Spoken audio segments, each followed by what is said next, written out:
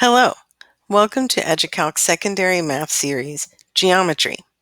In this course, we're going to talk about some new ways you can teach geometry that can invigorate your classroom and further engage your students.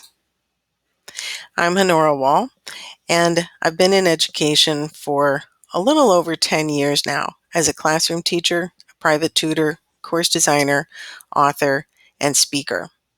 And I became a speaker because I realized that I wanted to help my fellow educators create successful classrooms that boost your students without putting more work onto you. As a classroom teacher, I know we have more than enough to do already. So all of the ideas, strategies, and methods we're going to talk about in this course are designed to work with any curriculum and any program you're already using. If you have any questions about me, my materials, background, or any of the topics we talk about in this course, please reach out to me at educalcmath@gmail.com. My favorite class to teach is geometry. I love that it makes students think in a new way and it asks the question, prove it. You can't make any statement in geometry without having a justifiable reason that is well thought out and aligned to the problem or answer you're presenting. This can be a new way of thinking about math, and many students find it to be a challenging leap from algebra and from our basic facts into the world of geometry.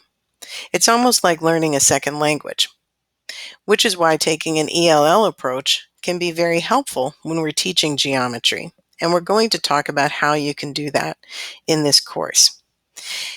Some of the key things we can do is to use color to force focus and to constantly put students' attention where we need it to be. This will help them increase mastery because it will help them better understand what we want them to focus on, which can be difficult in the very visual geometry class. We're going to talk about how we can use real-world tie-ins that make sense to students and how we can use discussions to further their understanding. And finally, we're going to help all of your students succeed by letting them do the work. You will do the guiding.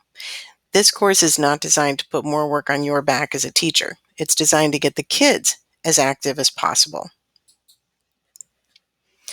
I like this quote a lot for geometry.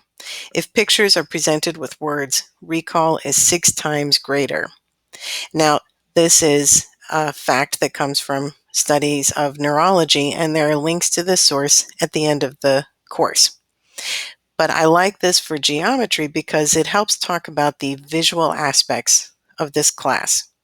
The problem for many of our students is that they don't always know which picture goes with which word. So that's going to be a key part of what we talk about in this course. Successful geometry classes take an ELL approach.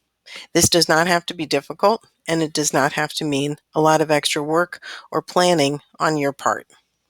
We're going to talk about how to use color and use our immediate surroundings to make our students actively engaged and to make those connections between the geometry text and the world around them.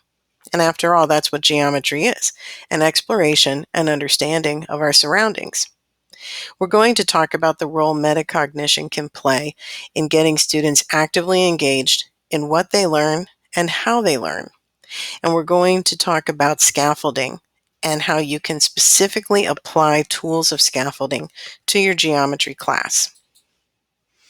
Let's get started by looking at the second language nature of geometry and how it's different from learning in other math classes.